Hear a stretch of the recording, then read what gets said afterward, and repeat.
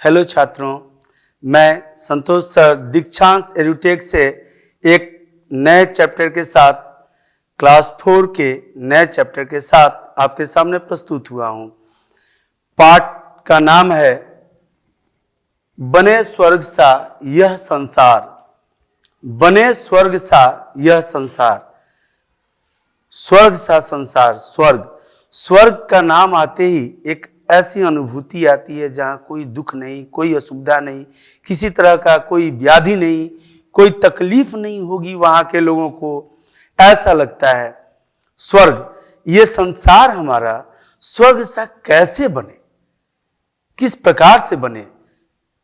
आइए इन्हीं व्याख्याओं को, इन्हीं बातों को जानने के लिए, समझने के लिए हम इस पाठ को पढ़ेंगे कि स्वर्ग सा संसार हमारा कैसे बन सकता है, कैसे हमारा संसार स्वर्ग सा बन सकता है। स्वर्ग सा, जहां इस संसार में कोई दिक्कत नहीं हो, कोई असुविधा नहीं हो, किसी से किसी को कोई असुविधा ना हो, हमें कोई असुविधा ना हो, न किसी को असुविधा हो, और सभी लोग खुश रहें, खुशहाल जीवन व्यतीत करें इस संसार में।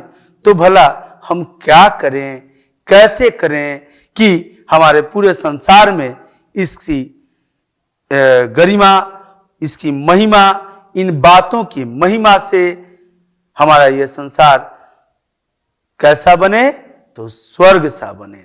स्वर्ग सा बने। स्वर्ग सा कैसे बन सकता है, आइए देखते हैं।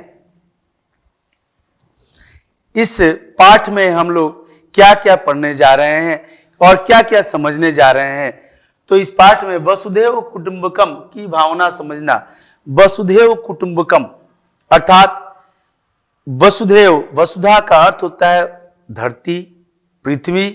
कुटुंबकम अर्थात इस धरा पर जो भी जीव है सभी सुमंगलमय रहे, सुकामना के साथ रहे।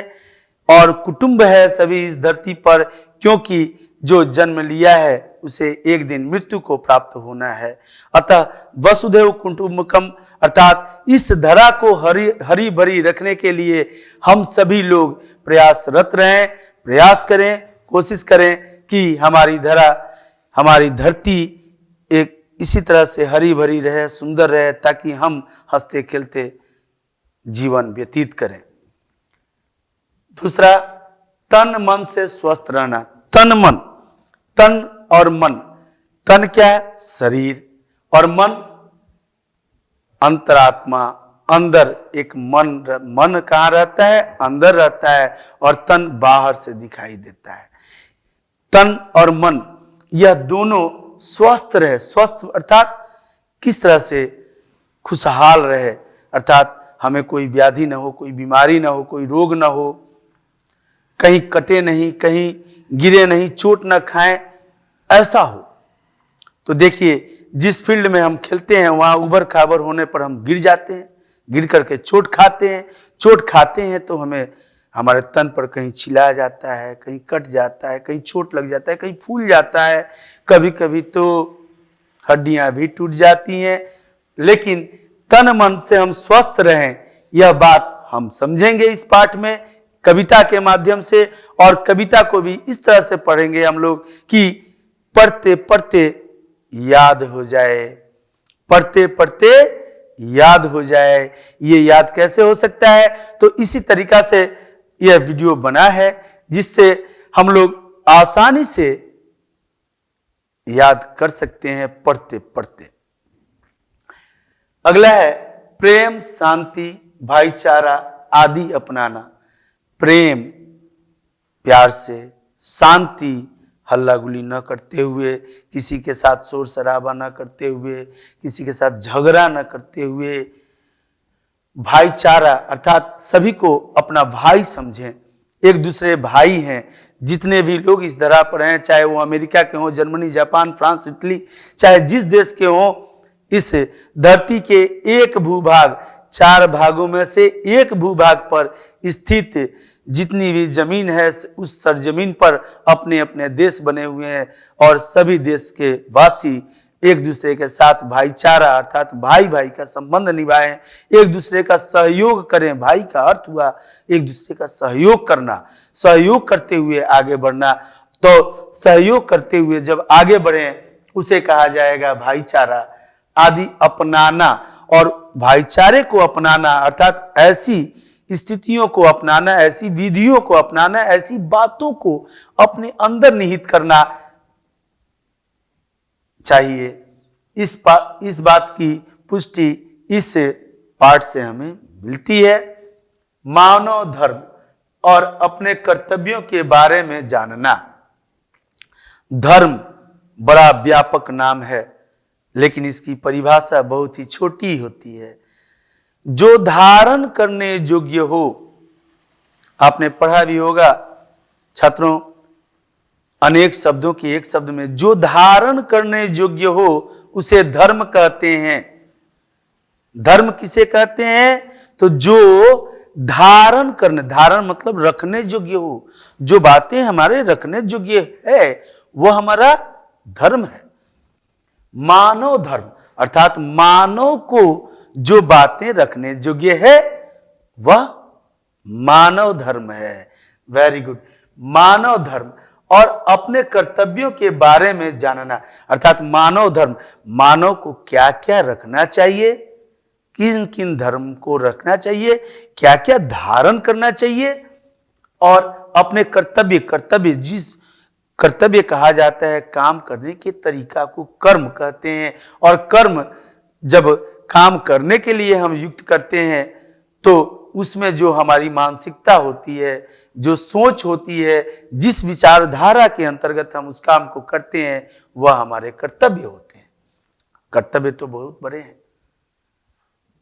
अगर पुत्र हैं तो माता पिता के लिए कर्तव्य बनता है, भाई बहन के लिए कर्तव्य बनता है। अगर देश के सपूत हैं तो इस देश के लिए कर्तव्य बनता है। हम डॉक्टर बने, इंजीनियर बने, एडवोकेट बने, समाजसेवी बने, आईएएस आईपीएस बने, जो भी बने इस देश के लिए बने और इस देश की सेवा के लिए बने। इस देश को अपना योगदान दें जिससे हमारे कर्तव्य पूरे हों। उन कर्तव्यों की चर्चा इस पाठ में की गई है। आइए देखते हैं आगे। पहला पंक्ति है कविता की, सादा जीवन उच्च विचार। सादा जीवन उच्च विचार बने हमारा हृदय उदार। सादा जीवन और उच्च विचार बने हमारा हृदय उदार। अर्थात सादा का अर्थ होता है स्वच्छ, साफ सुथरा। साफ सुथरा हम लोग कपड़े पहनते हैं ना, कपड़े हम पहनते हैं, कपड़े बार बार गंदे हो जाते हैं, फिर हम उसको साफ करते हैं, क्योंकि हम गंदे कपड़े पहनेंगे तो हमें तरह तरह से हमारे तन पे खुजली होने लगेगी, बीमारियां होंगी और अच्छा भी नहीं लगेगा। लोग देख के कहेंगे कि गंदा कपड़ा है। सादा अर्थात होता है स्वच्छ, स्वच्छता से सादा जीवन, स्वच्छ जीवन हो, अर्थात हमारे जीवन में किसी तरह की कोई ऐसी अशुद्धियां ना हो। अर्थात जीवन क्या है? खान पान, रहन सहन। तो खान पान हम स्वच्छता से करें, गंदे चीजों को ना खाएं। कहीं भी बच्चों में हमने देखा है कुछ भी लेके मुंह में, कुछ भी लेके, ये क्या है? कभी कभी तो कोई माला को पकड़ के चबाते हुए नजर आते हैं, कभी ये कॉलर पकड़ के। क्या मिलता है भाई? गंदगी। नाखून बड़े रहते हैं, नाखून में डस्ट घुसते हैं। डस्ट में क्या है? बहुत सारे चीजें, छोटे छोटे जर्म्स होते हैं, कीटाणु होते हैं, वो हमारे पेट में जाते हैं हमारे मुंह के द्वारा, और पेट में जब जाते हैं तो पेट में बैंड बजाते हैं, और उनके बैंड बजाने से हमारा बैंड बज जाता है। मम्मी पेट दर्द कर रहा है, मम्मी क्या करेगी? डॉक्टर के पास लेके जाएगी। डॉक्टर, एक दर्द ऊपर से एक और दर्द। इन सभी से अच्छी बातें हैं स्वच्छता अपनाएं, साफ सुथरे कपड़े पहने, साफ सुथरे भोजन करें, साफ सुथरे ढंग से रहें, कहीं भी बैठ न जाएं। भाई देख के बैठे, कौन कहाँ बैठे, क्यों बैठे? इसलिए बैठे, वहां बैठे, कहाँ? जहां स्वच्छता हो, और इसलिए बैठे कि हम मनुष्य हैं। उच्च विचार और सादा जीवन अर्थात स्वच्छ जीवन हम जब जब जिएंगे, जब हम अच्छे अनाज खाएंगे, भोजन स्वच्छता से करेंगे, स्वच्छ मानसिक, हम स्वच्छ कपड़े पहनेंगे, तो निसंदेह हमारी मानसिकता भी स्वच्छता की तरफ जाएगी, साफ सुथरी होगी, स्वच्छ होगी मानसिकता। मानसिकता माने मन की जो आवश्यकताएं हैं, मन की जो इच्छाएं हैं, मन की जो इच्छाएं हम सोचते हैं, हमें ये करना है, वो करना है, जो भी करना है, तो एक सोचते हैं हमें क्रिकेट खेलनी है, हमें फुटबॉल खेलनी है, हमें क्रिकेट खेलनी है, तो सोचते हैं ना कि ये बॉल कहाँ डालनी है, कैसे फेंकना है, कब कैसे। भाई बॉलिंग कर रहे हैं तो बस हमारे सामने एक उद्देश्य होना चाहिए कि वो सामने वाले का विकेट उड़ा दें। अब ये उद्देश्य अगर नहीं है तो बॉलिंग कर क्यों रहे हैं, है ना? तो बॉलिंग करते समय में तो उसके लिए हमें अच्छी से अच्छी बॉल डालना होता है। यहां डालते हैं तो बैट्समैन चूक जाएगा और विकेट उड़ जाएगा, या फिर यहां डालते हैं तो बैट्समैन मारेगा तो कैच हो जाएगा। ये सोच होनी चाहिए। तो ये विचार जो होगी, हमेशा अग्रसर बढ़ने की, ये लक्ष्य की प्राप्ति करने की। अगर हम डॉक्टर बनना चाहते हैं, इंजीनियर बनना चाहते हैं, तो सिर्फ सोचने से तो बनेंगे नहीं, उसके लिए हमें सोचना पड़ेगा और करना पड़ेगा। क्या करना होगा? स्टडी, पढ़ाई करनी होगी, उस हिसाब से करनी होगी जिस तरह से डॉक्टर बनने के बाद से डॉक्टर लोगों के पास कितना याद रहता है। वो कई तरह के, किसी का पेट दर्द कर रहा है, किसी का माथा दर्द कर रहा है, किसी के हाथ में दर्द है, सबके अलग अलग दवाइयां होती हैं, सबके दवाइयों के नाम याद है उन्हें, स्पेलिंग याद है उन्हें, ये याद करना पड़ेगा। हम अभी से, इतने बचपन से ही, छोटे से ही जब इस पर प्रैक्टिस करते जाएंगे, हम याद करेंगे, हम पढ़ेंगे, हम घर पर समझेंगे बातों को, स्कूल में अपने टीचर से समझेंगे, तब जाके होगा, तब होगा उच्च विचार। उन्हीं विचारों को, जो विचार अपने लक्ष्य की सिद्धि के लिए, लक्ष्य की प्राप्ति के लिए होता है, जिन विचारों से दूसरों का भला होता है, उन्हें उच्च विचार कहा जाता है। अब क्लास में बैठे रहते हैं, किसी को पीछे से चींटी काटते हैं, क्या उच्च विचार है? नहीं है, नहीं है उच्च विचार, क्योंकि वह तो हम किसी को परेशान करने के लिए कर रहे हैं। ऐसी बातें उच्च विचार के अंतर्गत नहीं आती है, वो तो नीच विचार है। इसलिए उच्च विचार हमेशा अग्रसर होने के लिए हम प्रयोग करते हैं, उपयोग करते हैं अपने जीवन में। स्वच्छ जीवन, जीवन माने जिंदगी, उच्च माने अच्छे और ऊंचे, अच्छे विचार। उच्च विचार माने सोच, मन में उठी बातें, मन में वही बातें उठती है ना जो हम सोचते हैं। क्या सोचते हैं? तो जो करना चाहते हैं वो सोचते हैं, तो जो करना चाहें उसके बारे में अगर सोच रखते हैं तो वो उच्च विचार है। अगर हमको इंजीनियर बनना है, या फिर हमको आईएएस ऑफिसर बनना है, हमको एएसपी बनना है, तो बनना है तो उसके लिए सिर्फ सोचेंगे तो भी नहीं होगा, करना होगा। कैसे? तो विचारों के साथ हमें उस क्षेत्र में आगे बढ़ना होगा, हमें याद करना होगा, हमें पढ़ना होगा, हमें दूसरे अन्य किसी कामों में बिना मतलब की बातों में उलझना नहीं होगा, मतलब की बातों में उलझना होगा।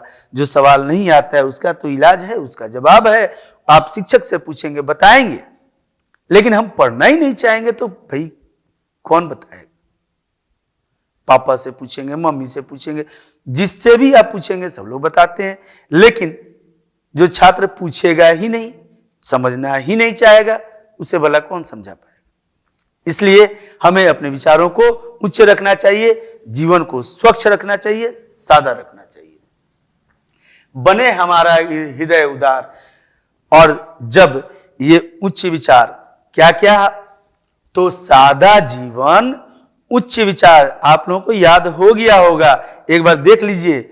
सादा जीवन, उच्च विचार, बने हमारा हृदय उदार। बने हमारा हृदय उदार। उदार हृदय, उदार का अर्थ होता है दया का भाव। हमारे हृदय में दया का भाव आएगा। और हृदय माने दिल, दिल हृदय में दया का भाव किसके लिए? तो दया का भाव उन्हीं के लिए होता है जो दया के पात्र होते हैं, अर्थात जो असहाय है, गरीब हैं, जो किसी वजह से वह कार्य नहीं कर पा रहे हैं, उनके सहयोग के लिए, उनके लिए दया का भाव रखिए। कैसे दया का भाव रखें? कई छात्रों को तो मैंने देखा, वो गली में वहां एक कुकुर बैठा हुआ है, कुत्ता बैठा हुआ है, ढेला उठाया, ईंट उठाया, मार दिए। अरे भाई वो क्या बिगाड़ा, क्यों मार दिए? एक जीव है, उसे परेशान करेंगे तो एक दिन काट लेगा, क्यों परेशान करें उसे? वो उच्च विचार नहीं है, वह गलत विचार है। ऐसे विचारों को न रखें अपने पास, उच्च विचार रखें, तब जाके हमारा हृदय बनेगा उदार। सादा जीवन, उच्च विचार, बने हमारा हृदय उदार। आगे बढ़ते हैं, आशा है समझ गए होंगे। अब आगे है तन हो स्वच्छ, तन हो स्वस्थ, भुजा में बल हो। तन हो स्वस्थ, स्वस्थ तन, अच्छे खाना खाएंगे, स्वच्छ खाना खाएंगे। जो पिछले कविता की पंक्तियों में हम लोगों ने देखी कि स्वस्थ रहेंगे। जब हम अच्छे खाना खाएंगे, स्वच्छ कपड़े पहनेंगे तो हम स्वस्थ रहेंगे। और जब स्वस्थ रहेंगे तो तन हो स्वस्थ, तन मने शरीर, तन मने देह, वदन, शरीर। तन हो स्वस्थ, ये शरीर जो है, ये देह, वदन या शरीर, ये शरीर हमारा ऊपर का मांस और चमड़े का आवरण है। इसके अंदर हड्डी है, कंकाल है, कंकाल तंत्र कहते हैं उसको। इस तरह से हमारा एक ढांचागत संरचना तैयार है और हम मनुष्य हैं। इसी तरह से अन्य जीव प्राणी भी हैं, इनके तन हैं। और तन बलिष्ठ होता है कब? तो खान पान और व्यायाम से। व्यायाम एक्सरसाइज करें, खान पान हमारे अच्छे रहे, स्वच्छ कपड़े पहने तो हमारा तन स्वस्थ रहता है। तन हो स्वस्थ, भुजा में बल हो। भुजा में बल, भुजा का अर्थ क्या होता है? भुजा का बांह, भुजा, भुजा में बल हो। इस भुजा में बल कब हो गया? जब तन स्वस्थ रहेगा, जब हेल्दी फूड खाएंगे और एक्सरसाइज करेंगे तो देखते हैं एक्सरसाइज करने वालों के ये गठ जाते हैं, ये गठ जाते हैं और वो देखने में सुडौल भी लगते हैं, अच्छे भी लगते हैं, उनके भुजाओं में बल भी होती है। जैसे कि हमारे देश के सैनिक, इनकी भुजाओं में इतनी बल होती है, ये एक एक सैनिक 10-10 पर भारी पड़ते हैं, हाथ से पकड़ के उठा के पटक देते हैं। भुजा में बल हो, मन प्रसन्न हो, चित्त निर्मल हो। और क्या कहा जा रहा है इस कविता में? तन हो स्वस्थ, तन हो स्वस्थ, शरीर हमारा तन है और तन स्वस्थ रहे। फिर भुजा में बल हो, और भुजा में अर्थात बाजुओं में हमारे बल हो। मन प्रसन्न हो, और मन हमारा प्रसन्न रहे। और चित्त निर्मल हो। चित्त का अर्थ होता है मन, हृदय, मन, अंतरात्मा। मन प्रसन्न हो और चित्त निर्मल हो। निर्मल माने बिना मैल का, बिना मैल का हो, निर्मल हो, बिना मैल का, स्वच्छ रहे। ठीक है। तन हो स्वस्थ, क्या है? तन हो स्वस्थ, भुजा में बल हो। इसके पहले वाला क्या था? इस तरह से नहीं हो। तन हो स्वस्थ, भुजा में बल हो, मन प्रसन्न हो, चित्त निर्मल हो। तन हो स्वस्थ, भुजा में बल हो, मन हो प्रसन्न और चित्त निर्मल हो। यह निर्मलता तभी प्राप्त हो सकती है जब तन हमारा स्वस्थ रहे और भुजा में हमारे, तब जब तन स्वस्थ रहेगा तो भुजा में बल रहेगा। जैसे हमारे सैनिक बहुत ठंड जगह पर भी रह करके सीमा की रक्षा करते हैं, सुरक्षा करते हैं। यह इनका तन स्वस्थ रहता है, इनके भुजाओं में बल होता है और इनके भुजाओं के बल और तन स्वस्थ रहने की वजह से यह मानसिकता, इनकी मानसिकता साफ सुथरी रहती है, इनके अंदर कोई विकार नहीं होता। यह देश की रक्षा के लिए अपने प्राणों तक को दे देते हैं। मन इनका प्रसन्न रहता है हमेशा और चित्त निर्मल रहता है, अर्थात कोई विकार नहीं उत्पन्न होता। और इनके अंदर जब विकार उत्पन्न नहीं होता, ये हमारे असली हीरोज हैं। इनके अंदर जब कोई विकार उत्पन्न नहीं होता और इनके तन और मन की स्वस्थता ही हम सबको सुरक्षित रखती है। हम सभी इनके स्वस्थ जीवन की कामना करें ताकि इनकी स्वस्थता के पीछे ही हमारा जीवन सुरक्षित है। ये रहते हैं बॉर्डर पर, तब छात्रों हमारा देश सुख चैन अमन के साथ रहता है, शांति बहाल होती है।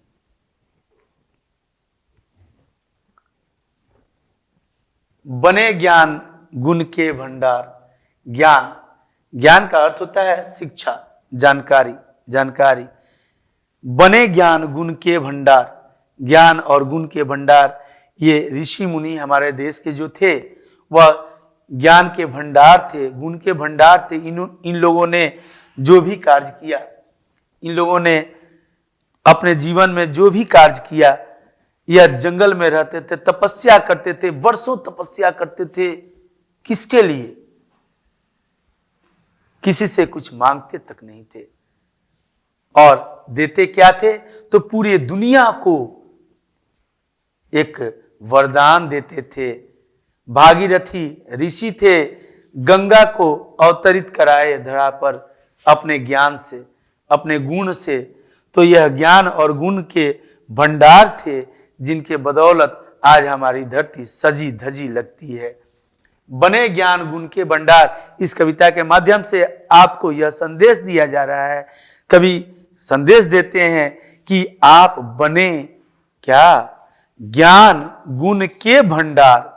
बने ज्ञान गुण के भंडार, विनय विवेक का हो आधार। विनय का अर्थ होता है विनती, प्रार्थना। भंडार का अर्थ होता है कोष, एकत्रित करना। गुण का अर्थ होता है निपुणता, विशेषता। अर्थात शिक्षा से, जानकारी से आप निपुण बने, विशेषज्ञ बने, विशेष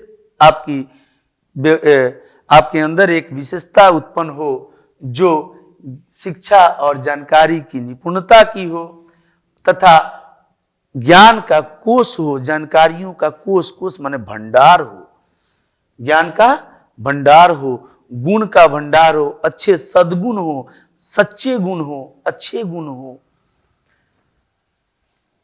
विनय अर्थात विनती, प्रार्थना अर्थात किसी से झगड़ा नहीं, विनती करें, विनय करें अपने बड़ों के सामने, अपने जग के लिए, अपने दुनिया संसार के लिए विनती करें और विनती ईश्वर से करें। ईश्वर विनती को स्वीकार करते हैं, सुनते हैं और जरूर हमें, अगर हम अपने सच्चे मन से ईश्वर से कुछ कहते हैं तो ईश्वर हमें वरदान देते हैं। इसलिए हम अपने बड़े ज्ञान गुण के भंडार से विनय और विवेक अगर हमारे पास रहता है, विनय विवेक का हो आधार, आधार का मतलब सहारा, संबंध, अगर इस तरह का आधार बनता है जो हमारे गुणों के साथ, हमारे गुणवत्ता के साथ, हमारे विचारों के साथ, अच्छे विचारों के साथ, जब अच्छे विचार हमारे आधार बन जाते हैं, हमारा तन स्वस्थ रहे, मन स्वच्छ रहे और तब हम गुण के भंडार को धारण करें। देखिए छात्रों, एक बात कही गई है कि तन की शुद्धि स्नान से होती है, तन की शुद्धि स्नान से होती है, मन की शुद्धि ध्यान से होती है। और तन तथा मन ये दोनों जब स्वच्छता को प्राप्त करते हैं, शुद्धता को प्राप्त करते हैं, तभी हमें ज्ञान की प्राप्ति होती है। जब तक ये दोनों स्वच्छ नहीं होंगे, जब तक ये दोनों शुद्धता को प्राप्त नहीं करेंगे, निसंदेह ज्ञान की प्राप्ति संभव नहीं है। इसलिए और ज्ञान जिसके पास भी रहता है, गुण का भंडार जिसके पास भी रहता है, वह विनयशील होते हैं, अर्थात किसी से झगड़ा नहीं करते, वह तो सबके साथ प्रेम बांटते फिरते हैं। जैसे गौतम बुद्ध, भगवान बुद्ध वह ज्ञान के भंडार थे, विनयशील थे, विवेकी थे। उंगलीमाल डाकू भी उनसे परास्त हो गए। जो अंगुलीमाल डाकू बड़े बड़े खतरनाक डाकू थे, वो जंगल में रहते थे और जो भी उस रास्ते से जाने वाला होता था उसे पकड़ के काट देते थे, मार देते थे। उनके संपत्ति को छीनने के लिए उनको गिनती नहीं आती थी, इसलिए जिस आदमी को वो मारते थे उसका एक उंगली काट के उसका माला बना के पहन लेते थे, इसीलिए उनका नाम अंगुलीमाल डाकू पड़ा। अब वो अंगुलीमाल डाकू जब भगवान बुद्ध उनके सामने पहुंचे हैं तो उन्होंने उनको भी कहा कि मैं तुम्हें भी मार दूंगा। गौतम बुद्ध ने कहा कि मार दो, लेकिन उससे तुम्हें क्या मिलेगा। जब गौतम बुद्ध जी उनसे डरे नहीं और उनको शिक्षा दिए, समझाए, वह ठीक समझ गए और अंगुलीमाल डाकू अपने डकैती करना, लोगों को मारना पीटना छोड़ दिए। यह गुण के भंडार जो होते हैं, जिनके पास गुण होता है वह विनयशील होते हैं, विवेकी होते हैं और वह पूरे जग में, संसार में प्रेम बांटते हैं। तभी ना हमारा स्वर्ग बनेगा, तभी संसार हमारा स्वर्ग बनेगा। जब हम एक दूसरे के साथ झगड़ा करते रहेंगे, लड़ाई करते रहेंगे तो कैसे नहीं बनेगा। जब हम प्रेम बांटेंगे सबके साथ, जब विवेकशील रहेंगे, सबके साथ अच्छे व्यवहार से रहेंगे, तो निसंदेह हमारा संसार स्वर्ग बनेगा। आइए इस विश्वास के साथ ही हम पढ़ाई करते हैं। ऊंच नीच का भेद भगाएं। ऊंच नीच, वो अमीर हैं, वो गरीब हैं। अरे तुम यहां बैठ गए, तुम यहां आ गए, क्यों आए हो, जाओ, मैं तुमसे बात नहीं करता। ऐसी बातें आप लोगों को सुनने को मिलती होगी, ऐसी बातें अक्सर होते रहते हैं। ऊंच नीच, मैं ऊंचा वो नीचा, मैं तो इस पोस्ट पे हूं, मैं तो इस पोस्ट पे हूं। ऊंच नीच, आपकी गुणवत्ता, आपका ज्ञान तो आपके विवेक में छुपा हुआ है। वह ऊंच नीच आपके तन पे बहुत सारे गहने लदे हुए हैं, वह ऊंचता का पर्याय नहीं। उन गहनों में नहीं, आपके गुण में ऊंचता का पर्याय है। आपके गुण में विनयशीलता है तो आप ऊंचे हैं। समाज में 10 आदमी जिसको कहते हैं वह ऊंचे हैं, और वो लोग, जो लोग वास्तव में ऊंचे होते हैं, वो ऊंच नीच का भेदभाव नहीं रखते। ऊंच नीच का भेद भगाएं, दीन दलित को गले लगाएं। दीन, इस दिन का अर्थ होता है, दीन का अर्थ गरीब, दुखिया, दीन दलित, जिसमें क्षमता न हो, जिसमें वो क्षमताहीन हो, वह दलित है। दीन, जो गरीब हो, अर्थात जो क्षमताहीन हो, अपने से कुछ नहीं कर पा रहा हो, वही दीन दलित है। उनको गले लगाएं। जैसे आपने फोटो में देखा, ये लोग जिनके पास कुछ नहीं है या खा नहीं पा रहे हैं अपने से, उन्हें कुछ भोज्य पदार्थ देते हुए जो दे रहे हैं, ऐसे गले लगाना, ऊंच नीच का भेद हटाना। भाई हम ऊंचे, हम वो नीचे, ऐसी नहीं हो भूमिका किसी की, तब जाके हमारा संसार स्वर्ग सा बनेगा। ऊंच नीच का भेद भगाएं, दीन दलित को गले लगाएं, अर्थात ऊंच नीच का भेद भगाएं, हमारे पास न हो और हम गरीब दुखियों को, जो असहाय हैं, जो दुर्बल हैं, जो निर्बल हैं, उनको हम सहयोग दें। गले लगाएं मतलब सहयोग दें। अब उनसे हम घृणा न करें, अरे वो तो गंदा रह रहा है, नहा नहीं रहा है, एक साबुन तो दे सकते हैं उसको, उसे स्वच्छ रहने का अगर उपहार दे सकते हैं तो गौतम बुद्ध, जो अंगुलीमाल डाकू जो मारने काटने पर विश्वास करता था, वो सुधर सकता है उनके विवेकशीलता से, उनके विवेक से, उनके विनय से, तो फिर ये क्यों नहीं सुधर सकते? जरूर सुधर सकते हैं। इन्हें सुधारने पर अगर हम जोर देते हैं तो एक दिन हमारा संसार जरूर स्वर्ग सा सुंदर बनेगा। आइए आगे देखते हैं। करे देश का यश विस्तार। किसका यश विस्तार? यश करें देश का यश विस्तार। देश करें मने करना, देश का क्या करें? देश का, तो करें देश का क्या? यश विस्तार। यश, यश का अर्थ होता है ख्याति प्रसिद्धि। यश का अर्थ होता है ख्याति प्रसिद्धि, और विस्तार का अर्थ होता है बृहद या बड़े रूप में। यानी करे देश का यश विस्तार। देश का यश, देश के ख्याति की, प्रसिद्धि की को हम विस्तारित करें, तो कैसे कर सकते हैं भाई? कैसे विस्तारित कर सकते हैं? तो आप लोगों ने देखा होगा कुछ ऐसे नेता होते हैं जो देश विदेश में अपने नाम रोशन करते हैं, जो कुछ ऐसी बातें रखते हैं, ऐसी विचारधारा रखते हैं जिससे हमारे भारत का नाम ऊंचा होता है, विश्व स्तर पर, विश्व पटल पर ऊंचा होता है। गत कई वर्षों से अपने प्रधानमंत्री नरेंद्र मोदी जी के माध्यम से अपना देश जो नेतृत्व कर रहा है वह विश्व पटल पर निसंदेह विश्व गुरु के पक्ष में है और विश्व गुरु बना है। विश्व गुरु तो था ही पहले से, लेकिन अभी जो अपने अस्तित्व को खोया था कहीं ना कहीं, वह पुनः प्राप्त किया है, कर रहा है। कई तरह की बातें हैं। कई ऑफिसर्स ऐसे होते हैं जो एसपी, डीएसपी, कलेक्टर बन करके, अब पढ़ के, लिख के, गुणवान होकर के, विनयशीलता ला करके उस पद तक पहुंचते हैं और उस पद पर पहुंच करके कुछ ऐसे अपने कर्म करते हैं जिससे दुनिया का भला होता है, देश का भला होता है, और उनके उस भलाई के वजह से उनका नाम विश्व स्तर पर फैलता है। यही है यश, ख्याति, प्रसिद्धि।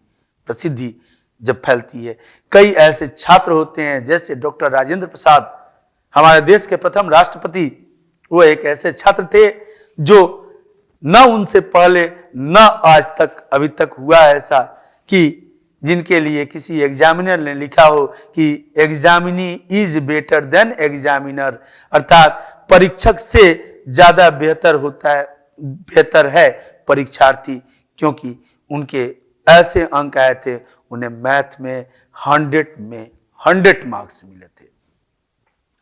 और ऐसे छात्र तो वह यश प्राप्ति किए, ख्याति प्राप्त किए। सरदार वल्लभ भाई पटेल, लौह पुरुष जिन्हें कहा गया, लौह पुरुष, अर्थात बिना भय के वह रहते थे और अपने कर्तव्य पर हमेशा अटल रहते थे।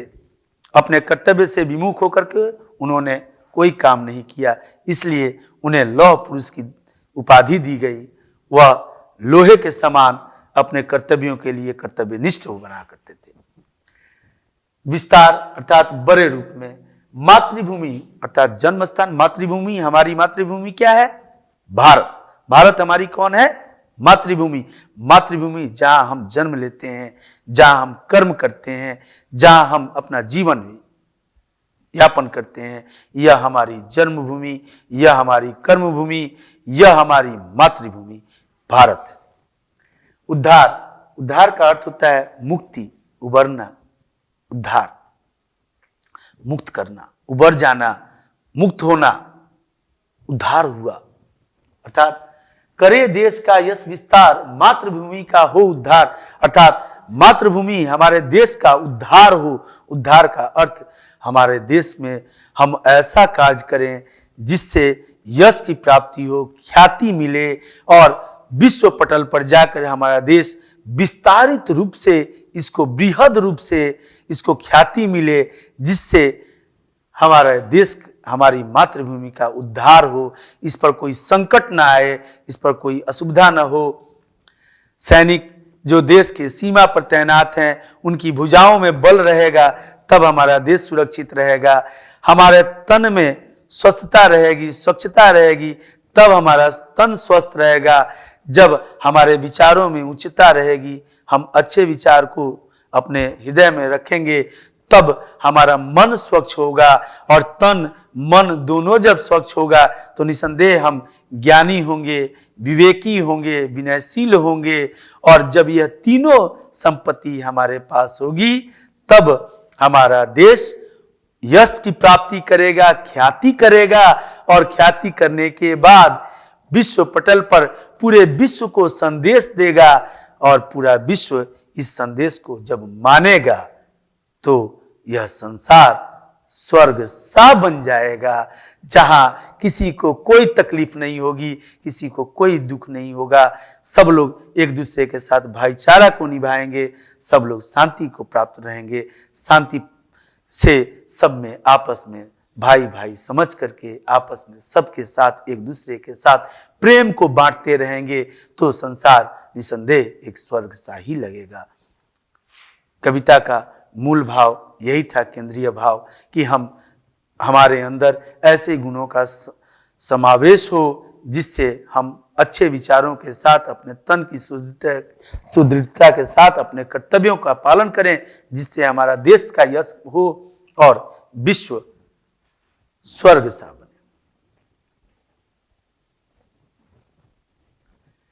सेवा व्रत हो, सत्य धर्म हो, ध्येय सदा कर्तव्य कर्म हो।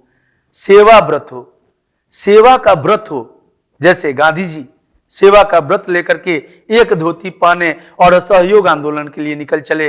असहयोग आंदोलन पूरे देश में चले, पैदल चले, कई जगह उन्हें कांटे गरे होंगे, पांव में खड़ाऊ पहनते थे, कई तरह से इनको असुविधाएं होती थी, लेकिन यह व्रत लेकर के चले थे कि अब तो हम अपने देश को आजाद करा के रहेंगे, जिसके लिए उन्हें कहा गया कि दे दी हमें आजादी तूने खड़क बिना ढाल, साबरमती के संत तूने कर दिया कमाल। युद्ध नहीं, अहिंसा परमो धर्म, अहिंसा को अपना परम कर्तव्य धर्म मान करके वह एक व्रत लेकर के चले। तो सेवा व्रत हो, सेवा का व्रत हो हमारे हृदय में, सत्य धर्म हो और सत्य का धर्म अपनाए। सत्य धर्म, धर्म किसे? जो धारण करने योग्य हो, अर्थात सत्य को धारण करने वाला सत्य धर्म। सेवा व्रत हो, सत्य धर्म हो, ध्येय सदा कर्तव्य कर्म हो। और ध्येय, व्रत का अर्थ होता है पूजा उपासना, ध्येय का अर्थ होता है सोच आकांक्षा। हमारा ध्येय सोच, हमारा ध्येय सदा कर्तव्य कर्म हो। हम अपने कर्तव्यों और कर्मों को सदा देख करके अपना सेवा प्रदान करें। हमारी सोच, हमारी विचारधारा में हमारे कर्तव्यों के लिए अच्छे स्थान हो। कौन से स्थान? तो व्रत हो सेवा का। जिस तरह से हम व्रत करते हैं उस तरह से सेवा का व्रत लें, और धर्म हमारा सत्य हो। ध्येय सदा कर्तव्य कर्म हो, अर्थात व्रत पूजा उपासना, ध्येय सोच आकांक्षा, सदा हमेशा हरदम कर्तव्य कर्म करना, कर्म करने योग्य। कर्तव्य का अर्थ होता है जो करने योग्य है उसे कर्तव्य कहते हैं, जो धारण करने योग्य है उसे धर्म कहते हैं। धर्म कैसा हो? तो धर्म हो हमारा सत्य का धर्म। देखें, जब वो चार शेर, चार बाघ, जो शेर हमारे स्तंभ हैं अशोक स्तंभ के, उसके नीचे लिखा हुआ सत्य में वो जयते, सत्य की सदा जय होती ही है, सत्य ही सदैव जीतता है। रामायण में राम की जीत सत्य की जीत थी, महाभारत में पांडवों की जीत सत्य की जीत थी। यह जीत सदैव सत्य की ही होती है। इसलिए हम भारतवासी धर्म को सत्य के आधार पर हम अपनाते हैं, और हमारा धर्म सत्य हो, तब जाके हमारा देश और हमारा विश्व सुंदर सा स्वर्ग सा बनेगा। यही कामना बारंबार, हे ईश्वर, हे प्रभु, क्योंकि हम कामना किससे करते हैं? ईश्वर से करते हैं। ईश्वर वह प्रकृति के ऐसे अद्भुत घोतक हैं जिन्होंने पूरी सृष्टि की रचना की। हम सभी उन्हीं से यह कामना करते हैं कि हे प्रभु, यही कामना बारंबार, यही मैं बार बार कामना मने इच्छा, बार बार मने बारंबार, बार बार स्वर्ग सा मने स्वर्ग के जैसा, संसार मने जगत। यही कामना बारंबार बने स्वर्ग सा, स्वर्ग सा। ये दोनों के बीच में एक ये चिन्ह है। इस चिन्ह को कहा जाता है बाबू योजक चिन्ह। क्या कहते हैं? योजक चिन्ह।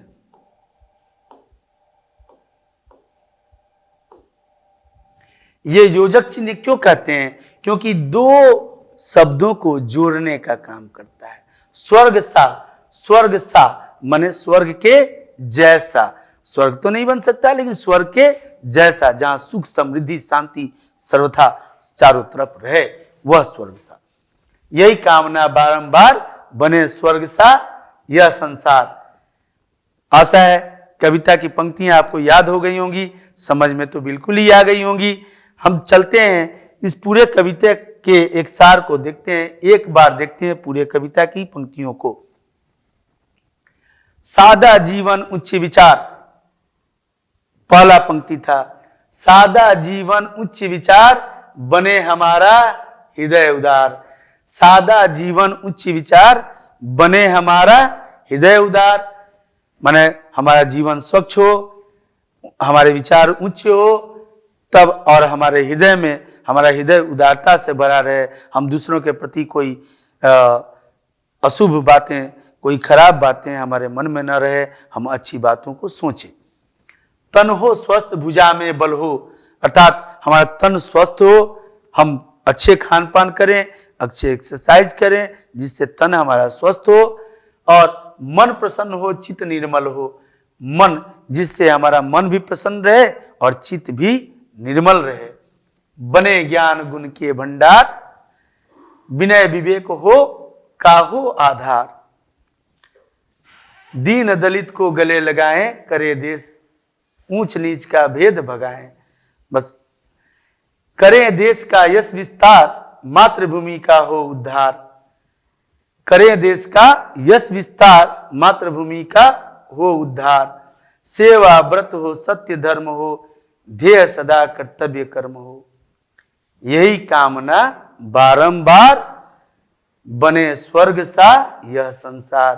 अर्थात हमारे मन में हमेशा एक उच्च विचार रहे, हमारा तन स्वस्थ रहे, मन शुद्ध रहे, और हमारे विचारों में किसी तरह की कोई अशुद्धियां न हो, जिससे हम चौओर अपने चारों तरफ अपने देश का यश गान करें, यश की वृद्धि करें, उसकी मान मर्यादा प्रतिष्ठा को बढ़ाएं, और विश्व हमारी इन सोच पर चले, जिससे पूरा जगत, पूरा संसार हमारा स्वर्ग सा हो, जहाँ किसी को कोई तकलीफ ना हो, कहीं किसी को असुविधा ना हो, कोई किसी से कोई भेदभाव ना करे ऊंच नीच का, जहाँ सब लोग एक दूसरे के बीच प्रेम को बांटते रहें। यही इस कविता की सीख है। आशा करते हैं आप लोगों को बहुत अच्छी लगी होगी कविता, और समझ में भी आई होगी। इसलिए अब धन्यवाद। Have a nice day, good luck.